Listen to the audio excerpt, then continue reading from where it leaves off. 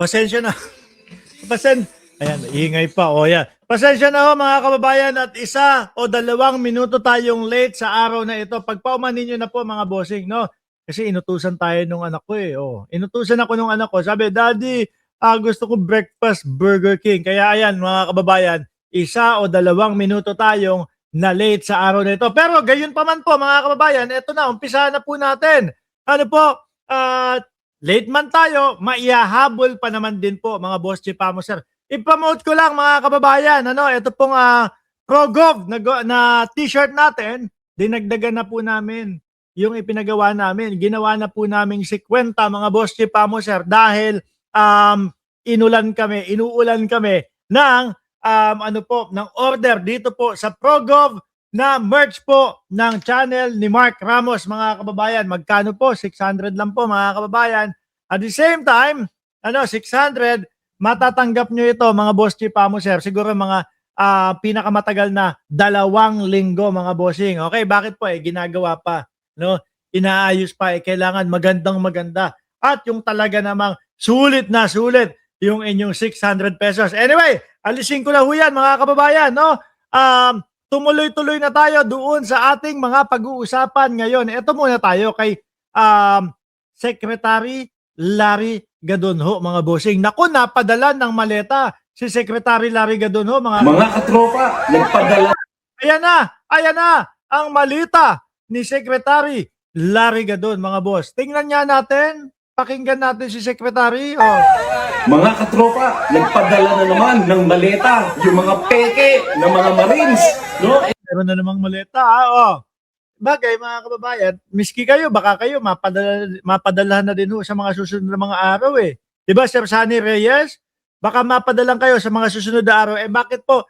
Kasi yung mga Marines naman na yan, o yung mga Marites na yan, mga Boss Chipamo Sir, kuha natin yung estilo ho nila mga kababayan. Kapag kayo ay against doon sa mga ginagawa nila, kapag kayo against doon sa mga isinusulong nila, baka masama kayo sa sasabihin nila, o yan, napadalang kayo ng maleta. Di ba? Tingnan niyo po si Jose Alvarez, mga bossing.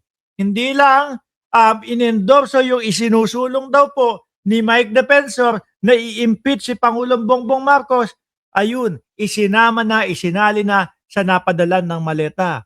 Oh, si Erwin Tulfo, naging chairman ng Blue Ribbon Committee. Ayun, isinali din sa napadalan ng maleta. Di ba? Halata. Lahat po nang nagsusulong ng impeachment ng Vice Presidente, mga kababayan, sasabihin nila, pinadalan o napadalan ng maleta. Bakit?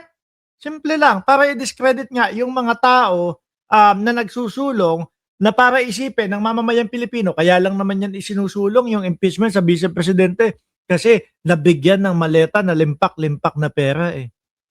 Pero yung mga nila, yung mga kwento nila, mga Boss Chipamo sir, salasalawa o salasalabet, hindi magkakatugma, halata na nagsisinungaling po mga kababayan. Ito, bagong maleta. Buksan natin. Excited na ako. Baka mamaya, paldo na ako dito. Maleta, ang laman, paper bag. May laman na paper bag. Hindi kaya ito yung kagaya ng kay De Lima? Kasi yung kay dating senador na ngayon po ay Congressman Leila De Lima, mga Boss Chipamo sir, kung maalala nyo po iyon. Una, maleta yung sinasabi nila. Nung nahalata sila, doon sa mga kasinungalingan nila, biglang naging paper bag na lang daw po, mga bossing. Nung nahalata na si Congresswoman De Lima ay kakalabas lang sa kulungan at walang posisyon sa Kongreso, biglang nagkamali daw ho, mga kababayan. Ano kaya laman ng paper bag na pinadala kay Atty. Larry Gadon? At yung paper bag, laman naman. Laman na envelope naman ang laman. Palit ng palita. Parang ganyan yung kay De Lima nga ho, mga kababayan. Sa susunod, siguro baka sabihin niya mga yan, ampaw lang po yung naibigay kay Leila De Lima. Mali eh. Pati yung mga maleta na nakarating daw po o pinadala nila kay Pangulong Bongbong Marcos, 3 piraso yung sinasabi nung isa. Yung sinabi naman nung isa, 5 piraso lang daw. 5 piraso naman daw po. Yan yung mga puntos po kaya hindi sila pinapaniwalaan ng mamamayang Pilipino. Ano laman niyang envelope na yon, Attorney Larry Gadon? Bilog naman. Ano kaya laman nito? Pandesal. Pandesal? Pandesal! O, tingnan nyo mga bossing. No? Ang mga pinapakita po na mga maleta nung 18 Martes o yung Baligod 18. Ano po? Ang pinapakita po nila mga kababayan, mga maleta. Hindi mo nga alam kung may laman yun. Kagaya dito, sa likod ng laptop na ito, sandamakmak yung maleta ko. 1, 2, 3, 4. Halos umaabot yata ng 10. No, pero walang laman. Pwede kong gamitin, kagaya nung ginawa ko nung mga nakaraang vlog, inilagay ko dito sa likod, sabi ko, oh yeah, maleta, pinadala na din ako. Eh baka kasi hindi kalaunan po, ay sasabihin niya mga yan. Oh, yung mga vloggers na sumusuporta kay Bongbong Marcos, pinadalan din po namin na maleta yon. Hindi po malayo. No? Dahil po kami ay talagang kumukontra na paniwalaan yung kanilang mga sinasabi nung 18 Martes.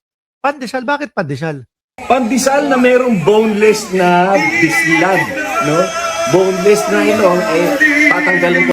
Nung nakaraan, no, mga kababayan, nung nakaraan, ipinadala kay Attorney Larry Gadon po, mga boss Chief Amoser, is Mary Grace, no? Yung Mary Grace, tapos may piatos sa loob, mga bossing. O, di ba? Sabi ni Russell Pelobello, Attorney Larry Gadon, mabuti pa, mga kargador, may 5 millions. Kaso, sir, yung 5 milyon na yan, na ibibigay di umano ni Mike Defensor sa kanila, baka abonado pa po sila sa patong-patong na kaso nakakaharapin nila, mga bossing, baka po hindi makalabas sa oblo yung mga yan. Biruin mo, siya Alonto Adjong, Leila de Lima, sino pa yung ibang mga nagkaso? Erwin Tulfo, mangilan-ngilan pa lang po yan. Yung isa, si Jose Alvarez, kakasuhan, yung nagsabi na nagbigay daw sa kanya ng maleta. Madami po, mga kababayan. Ngayon, ang tanong natin, ilan po kayang mga congressman, mga bossing, ang pinadalan nila ng sulat na iniengganyo, na i-endorse po, na i-impeach si Pangulong Bongbong Marcos? Ilang kaya yung ganon? Kaya ang style ni Baligod, mga bossing, yung tipo bang, meron pa kaming mga papangalanan, hindi muna namin sasabihin sa inyo upang sa ganon, makapag-antay, matakot yung mga congressman, mga kababayan, naku, kapag hindi ko to isinulong, pinursige, sasabihin nila may maleta din akong natanggap kahit wala naman. Ayun, hinihintay nila yon, yung magiging reaksyon ng mga congressman doon sa pinapaikot nilang impeachment